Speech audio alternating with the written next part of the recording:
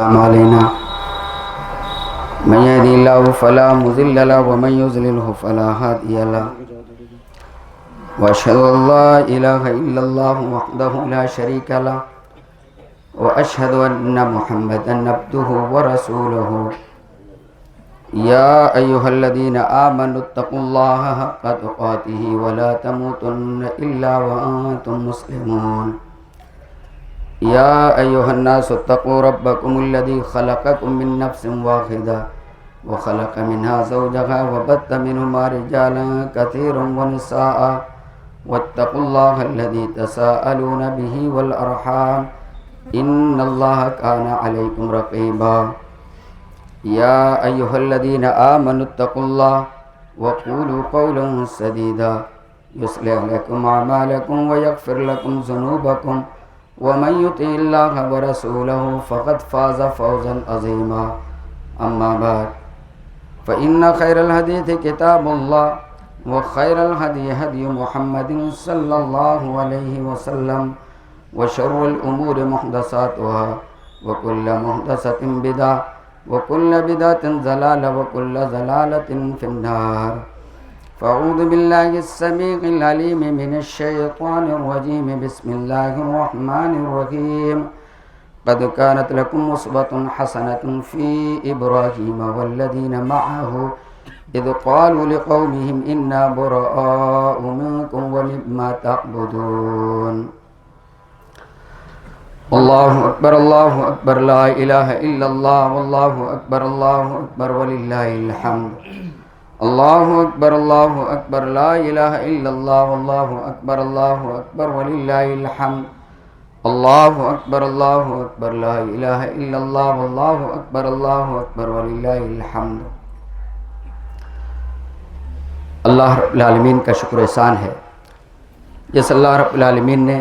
ہمیں عید الاضحیٰ کا یہ بہترین تہوار عطا فرمایا اور اللہ کی سرزمین اس عیدگاہ کے اندر جمع ہو کر بیک بک جعفر پور کے پورے اہل توحید اللہ رب العالمین نے ان تمام کو ایک ساتھ نماز دوگانہ 2 رکعت نماز ادا کرنے کی توفیق بخشی. اللہ رب العالمین سے دعا ہے الہ العالمین ہماری اس نماز کو تو قبولیت کا شرف عطا فرما. آمین. درود و سلام نازل ہو نبی الرحمہ جناب محمد رسول اللہ صلی اللہ علیہ وسلم پر جن کے ذریعہ ہمیں دین و ایمان کی باتیں نصیب ہوئیں. اللہم صلی وسلم وبارک علیہ. حضرات، جس طریقے سے یہ عید الاضحیٰ ہے وہیں پر یہ یوم النحر قربانی کا دن ہے جو بڑا عظیم دن ہے. نبی اکرم جناب محمد رسول اللہ صلی اللہ علیہ وسلم نے قربانی کے دن کو بڑا عظیم دن ثواب کی حیثیت سے قرار دیا ہے. اللہ رب العالمین ہم تمام لوگوں کے لیے یقیناً دنیا اور آخرت کے حساب سے اس کو عظیم اور بڑا دن بنائے. آمین. اور ہم اس کے بعد پلٹ کر کے جو اپنے جانوروں کی قربانی اللہ تیرا تقرب اور تیری رضا حاصل کرنے کے لیے پیش کریں گے، اللہ اس کو تو قبولیت کا شرف عطا فرمانا. آمین. حضرات، یہ قربانی ہمارے نبی جناب محمد رسول اللہ صلی اللہ علیہ وسلم سے پہلے جس نبی نے پیش کی ہے وہ ہیں حضرت ابراہیم علیہ السلام. تمام لوگ جانتے ہیں. اور حضرت ابراہیم علیہ السلام نے کوئی یوں ہی ایسا نہیں ہے کہ اللہ کا کوئی حکم اچانک آیا کہ فلاں جانور کو پکڑیے آپ اور قربان کر دیجئے، بلکہ اللہ رب العالمین نے ایک بڑی آزمائش کی. اور قرآن کے اندر جب حضرت ابراہیم علیہ السلام اس آزمائش کے اندر، امتحان کے اندر جب سکسیز ہو جاتے ہیں، کامیاب ہو جاتے ہیں، تو اللہ رب العالمین نے باقاعدہ ریکارڈ کیا ہے قرآن کے اندر ان ھذا لہو البلاء المبین، کہ یقیناً یہ بہت بڑی آزمائش تھی جس کے اندر حضرت ابراہیم علیہ السلام کامیاب ہوئے. میرے بھائیو، اسی چیز کو اللہ رب العالمین نے قیامت تک کی دیواروں کے لیے باقی رکھ دیا ہے. ہم اس دنیا سے چلے جائیں گے، ہمارے بعد کی جنریشن آئے گی، اس واقعے کو دہرائے گی، اور پھر ہمارے نبی جناب محمد رسول اللہ صلی اللہ علیہ وسلم نے پچھلے انبیاء کے جس عمل کو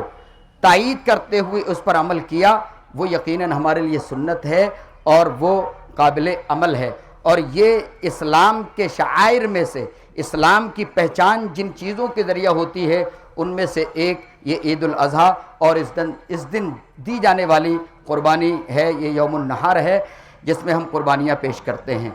تو میرے بھائیوں، یہاں سرسری طور پر، طائرانہ طور پر میں چند باتیں آپ کے گوشے گزار کروں گا۔ اللہ رب العالمین سے دعا ہے رب العالمین مجھے حق اور سچ کہنے، آپ سب کو سننے اور ہم سب کو اس پر عمل کرنے کی توفیق عطا فرما۔ حضرت ابراہیم علیہ السلام کا ذکر اگر آپ قرآن کے اندر ڈھونڈیں گے تو تقریباً 69 جگہ آپ کو حضرت ابراہیم علیہ السلام کا ذکر ملے گا، اور آپ 114 صورتوں میں اگر ایک دیکھیں تو ایک سورہ ابراہیم ہے، اور اس کے علاوہ سورہ صافات کے اندر، سورہ مریم کے اندر الگ الگ اللہ کے اس جلیل القدر پیغمبر اور خلیل اللہ کے دوست حضرت ابراہیم علیہ السلام کا ذکر ہے۔ کیوں؟ اس لیے کہ یہ وہ پیغمبر ہیں جنہوں نے اللہ رب العالمین کے ایک ایک حکم کو مانا، جس طریقے سے اللہ رب العالمین نے حکم دیا اسی طریقے سے اس کو بجا لائے، یہ حضرت ابراہیم علیہ السلام ہیں۔ اسی لیے اللہ رب العالمین کہہ رہا ہے قد کانت لکم اسوۃ حسنۃ فی ابراہیم والذین معہ، اے لوگو تمہارے لیے، مسلمانوں سے اللہ رب العالمین کہہ رہا ہے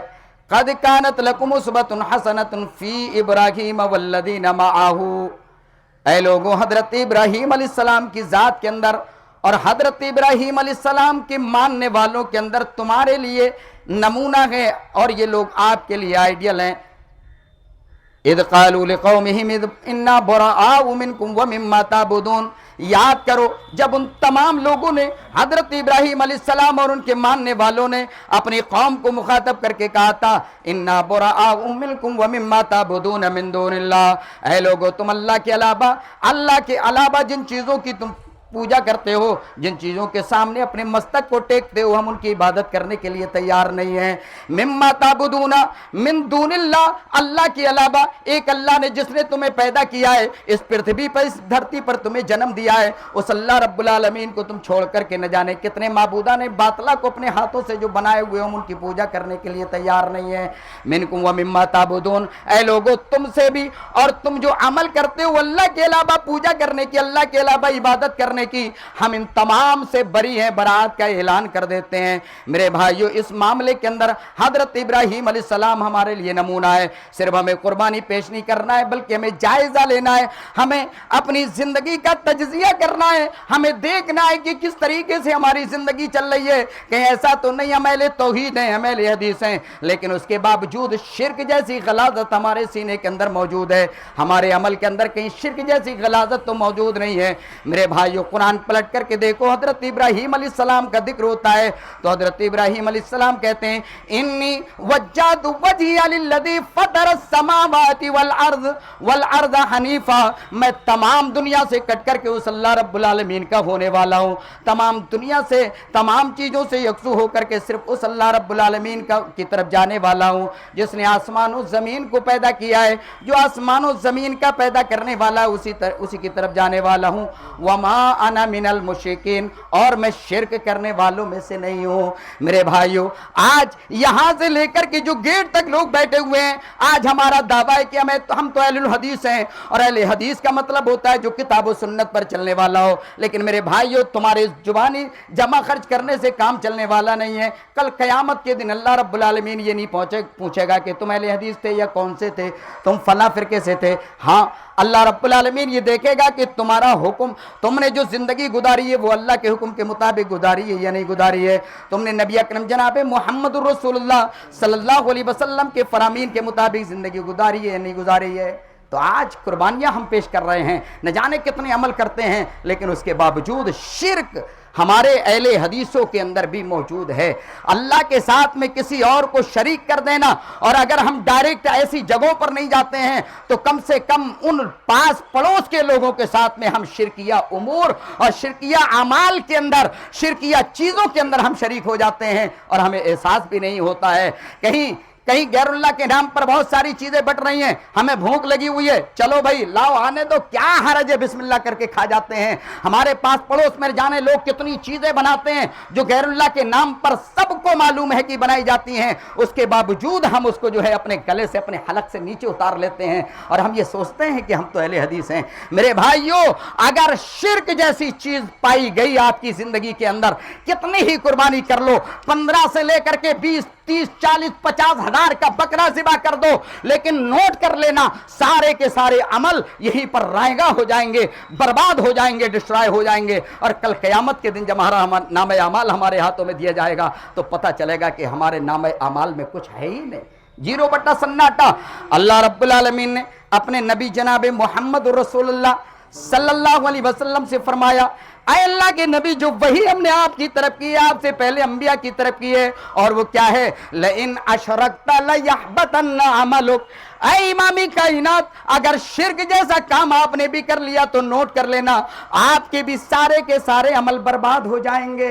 اللہ اپنے نبی کو کہہ رہا ہے، میرے بھائیوں، اللہ نے جتنے انبیاء کرام کو بھیجا کسی نے بھی کوئی شرک نہیں کیا ہے، اور کسی کی بھی شرک کی دلدل میں پھنسنے کی امید بھی نہیں تھی، لیکن اللہ رب العالمین نے یہ میسج دنیا والوں کو دے دیا، لئن اشرکت لیحبطن عملک۔ اے لوگوں سن لو، اگر شرک تمہاری زندگی کے اندر پایا گیا تو پھر تمہارے لیے کوئی بھی کامیابی نہیں ہے، اور دنیا کے اندر جتنے بھی عمل کرو گے، چاہے وہ نمازیں کیوں نہ پڑھنے والے ہو، چاہے صدقات و خیرات کیوں نہ دینے والے ہو، چاہے زکوٰۃ کیوں نہ دینے والے ہو، چاہے حج کر کے لوٹنے کے بعد بھی اسی خرافات میں پھنسنے والے کیوں نہ ہو، میرے بھائیوں، کل قیامت کے دن سارے کے سارے معاملے تمہارے سامنے برباد ہو جائیں گے۔ یہ حضرت ابراہیم علیہ السلام کی سیرت سے ہمیں معلوم ہوتا ہے کہ حضرت ابراہیم علیہ السلام شرک کرنے والے نہیں تھے، ان کی قوم جو ماننے کے بعد وہاں سے روانہ ہو جاتی ہے، بابل کی دھرتی کو چھوڑ دیتی ہے، لیکن ایمان کو جانے نہیں دیتی ہے۔ آپ قرآن کے اندر سورہ اصحاب کہف کا واقعہ سورۃ الکہف کے اندر پڑھ لینا، چند نوجوانوں نے بادشاہ سے وقت کے لوگوں سے اپنی ایمان کی رکشا اور حفاظت کرنے کے لیے غار میں تو پناہ لے لی، لیکن لوگوں سے اپنی ایمان کا سمجھوتا نہیں کیا۔ اس لیے میرے بھائیوں، پہلا میسج،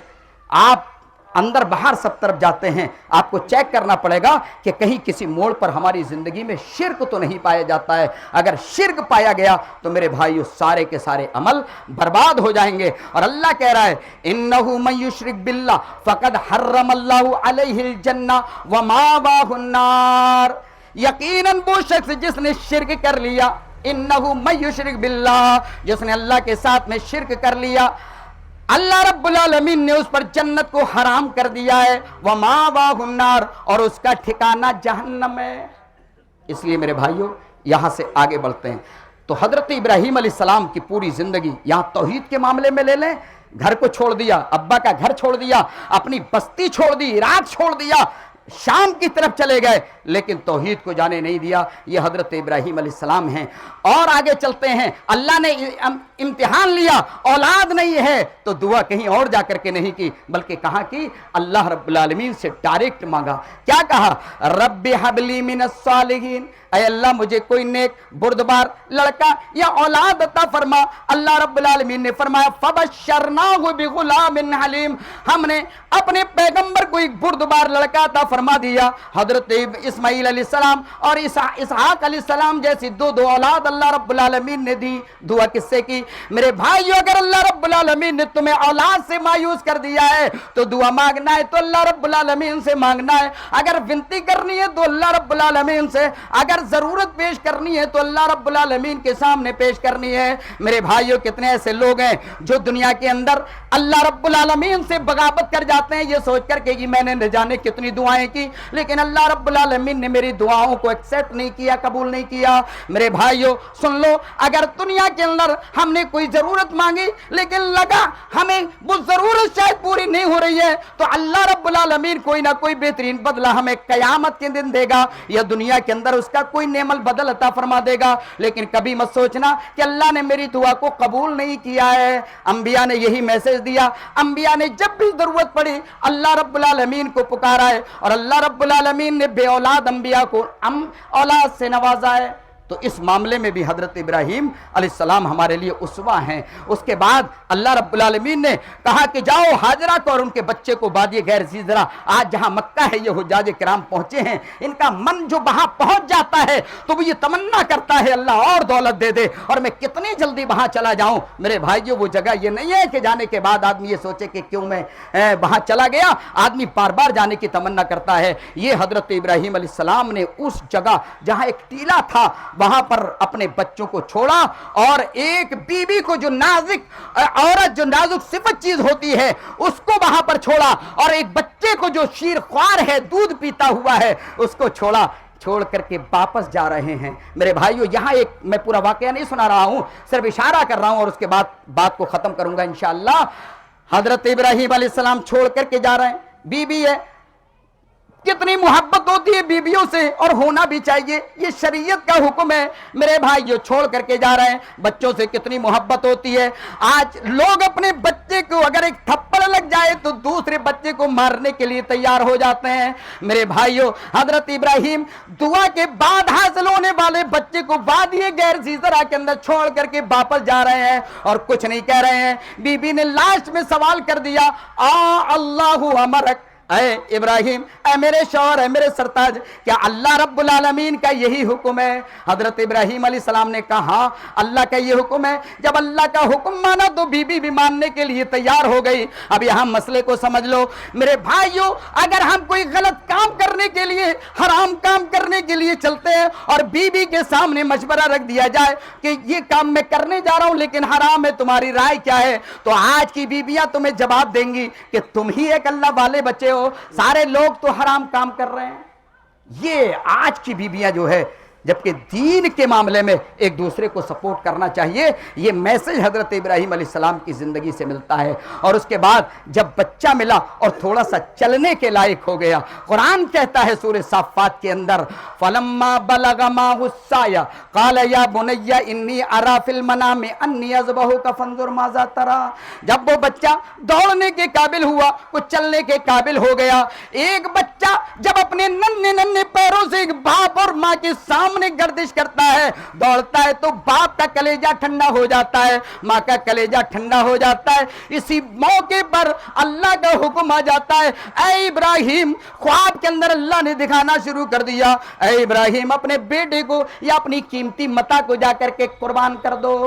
آخر حضرت ابراہیم علیہ السلام نے اللہ کا حکم مانا اور جب سمجھ میں آیا کہ واقعی سب سے قیمتی متاع اگر دنیا کے اندر میرے لیے ہے تو یہ میرا بچہ ہے، میرا لگتی جگر ہے، جو بڑی تمناؤں کے بعد اور 80 سال کی عمر میں مجھے حاصل ہوا ہے، اس سے زیادہ قیمتی متاع کوئی اور نہیں ہو سکتی ہے۔ گھر پہ آئے، بچے کو بلایا۔ میرے بھائیو ذرا غور کرو، چھوٹا سا ننھا سا بچہ جو چلنے کے قابل ہوا ہے، اس سے آ کر کے پوچھ رہے ہیں، مشورہ کر رہے ہیں، کیا کہہ رہے ہیں؟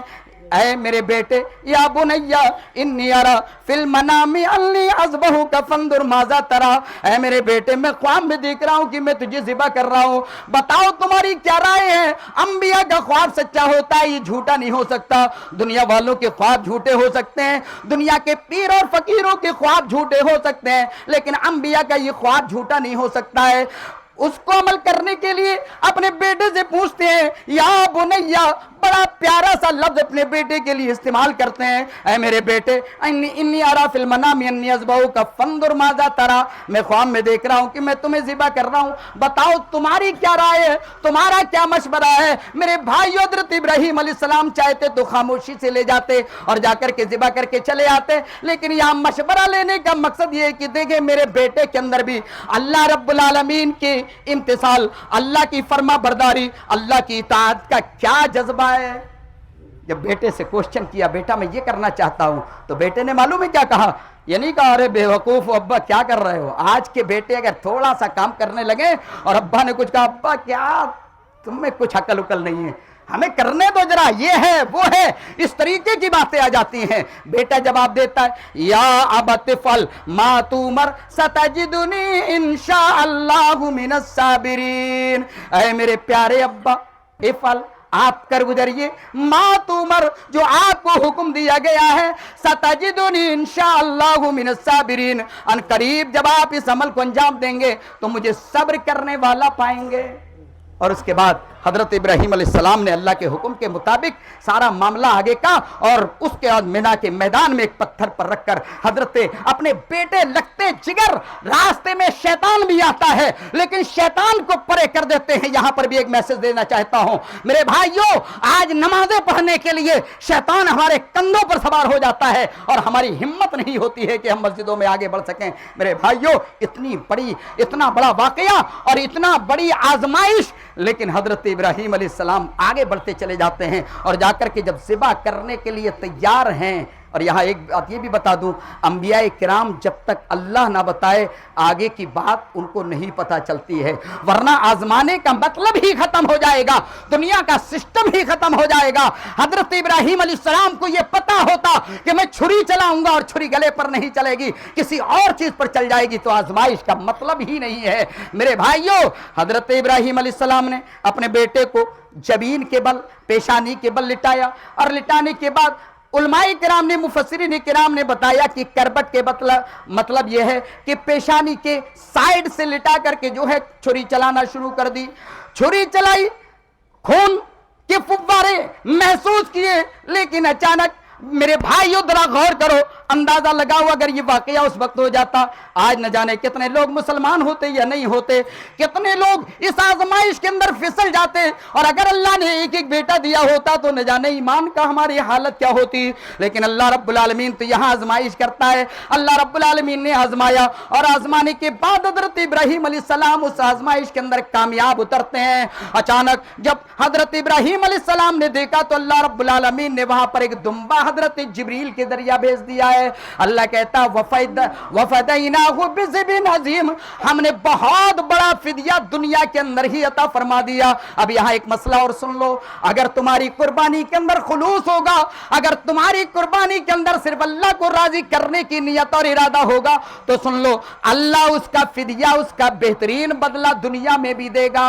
آج غم کرتے ہیں 10,000 20,000 ختم ہو گئے۔ میرے بھائیوں، اگر آپ نے 20,000 کا بکرا لیا اور آپ کے دل کے اندر دکھاوا نہیں ہے کہ محلے کے لوگ دیکھیں، تو میرے بھائیوں آج دنیا کے اندر بھی اللہ رب العالمین اس کا بہترین بدلہ دے گا، اور آخرت کے اندر تو اللہ رب العالمین کے یہاں یہ چیز قابل قبول رہے گی انشاءاللہ۔ تو یہ تمام چیزیں حضرت ابراہیم علیہ السلام کی سیرت آپ نے بار بار سنی ہے، میں واقعات کی شکل میں تقریر نہیں کر رہا ہوں بلکہ اشارتاً آپ کو چند باتیں بتا رہا ہوں۔ سب سے پہلے اپنی توحید کو چیک کیجئے کہ آپ کی زندگی کے اندر کہیں شرک تو نہیں ہے، کہیں آپ ادھر ادھر بھٹکتے تو نہیں ہیں۔ اور اس کے بعد نمازوں کے تعلق سے حضرت ابراہیم علیہ السلام نے وہاں جب چھوڑا تو کہا اللہ میں نے اس بنا پر چھوڑا ہے لیقیم الصلاۃ، تاکہ یہ نمازوں کو قائم کر سکیں۔ میرے بھائیوں، میرے نبی جناب محمد الرسول اللہ صلی اللہ علیہ وسلم کو اللہ حکم دے رہا ہے فصلی لربک ونہر، اے اللہ کے نبی نماز پڑھیے اور اپنے رب کے لیے قربانی دیجئے، یعنی قربانی سے پہلے نماز۔ یہاں قربانی بھی کریں گے تو نماز جو ہے ختم کر دیتے ہیں۔ میرے بھائیوں، اگر نبی کے زمانے کا دور دیکھیں تو وہ لوگ جو ظاہر میں مسلمانوں کو دکھانے کے لیے ایمان لے آئے تھے، یعنی منافقین تھے، نمازیں وہ بھی پڑھا کرتے تھے۔ ان کا بھی تصور یہ تھا کہ اگر نمازیں نہیں پڑھی تو راز افشا ہو جائے گا، راز کھل جائے گا کہ ہم مسلمان نہیں ہیں۔ اور آج ہم مسلمان ہیں لیکن نمازیں پڑھنے کی ہمت نہیں پڑ رہی ہے۔ اللہ اپنے نبی کو کہہ رہا ہے فصلی، فعل امر ہے، اے اللہ کے نبی نماز پڑھیے اور پھر اپنے رب کے لیے قربانی دیجئے۔ تو اب ہم نے یہ نماز پڑھی، نماز کے بعد قربانی دیں گے، اس کے بعد پھر یہ نفلی نماز ہے، اس کے بعد فرض نماز آ جائے گی۔ اگر آپ نے فرض نماز نہیں چھوڑی، اگر آپ نے نماز نہیں پڑھی تو آپ اندازہ لگائیں کہ آپ عمل کی کس دنیا میں ہیں۔ میرے بھائیوں، اس بنا پر یہاں ہم غور کرتے ہوئے چلیں، دیکھیں کہ ہماری زندگی کس طریقے سے گزر رہی ہے، کس انداز سے ہم جو ہے دنیا کے اندر زندگی گزار رہے ہیں۔ انبیاء کرام کی سیرت کو اپنے سامنے رکھیں، صحابہ کرام کی سیرت کو اپنے سامنے رکھیں، اور ان تمام چیزوں کو سامنے رکھ کر کے نیک عمل کرنے کی کوشش کریں۔ اللہ رب العالمین سے دعا ہے الہ العالمین ہم نے جو نماز ادا کی ہے رب العالمین اس کو قبول فرما۔ رب العالمین ہم سے پہلے جو ابھی چھوٹی عید کے اندر، عید الفطر کے اندر کئی لوگ تھے جو دنیا سے چلے گئے، اللہ ان کے قبر کے اندر نور بھر دے۔ اے اللہ عالم برزخ کے اندر جو ہے انہیں راحت اور سکون عطا فرما۔ الہ العالمین جو زندہ ہیں انہیں نیک عمل کرنے کی توفیق عطا فرما۔ اللہ ان کی زندگیوں میں برکت عطا فرما۔ رب العالمین جو بیمار ہیں ان کو شفائے کاملہ عاجلہ عطا فرما۔ رب العالمین ہمارے بزرگ جو ہماری صفوں میں موجود ہیں، رب العالمین ان کا سایہ تدیر ہمارے اوپر رکھ، اور انہیں ہمت اور حوصلہ عطا فرما کہ وہ نیک اعمال انجام دیتے رہیں۔ رب العالمین ہمارے نوجوانوں کے اندر جو ایک دوسرے کو دیکھ کر کے سستی اور کاہلی بھری ہوئی ہے، میرے رب العالمین ان کے اندر توحید کی اسپرٹ پیدا فرما، اللہ ان کو شرک سے دور فرما، الہ العالمین انہیں جوانی کے اندر عبادت کرنے کی توفیق عطا فرما، نمازیں اور روزے زکوٰۃ صدقات ادا کرنے کی توفیق عطا فرما، آمین تقبل یا رب العالمین۔ اقول قولی ھذا استغفر اللہ لی ولکم سائر المسلمین۔ السلام علیکم ورحمۃ اللہ وبرکاتہ۔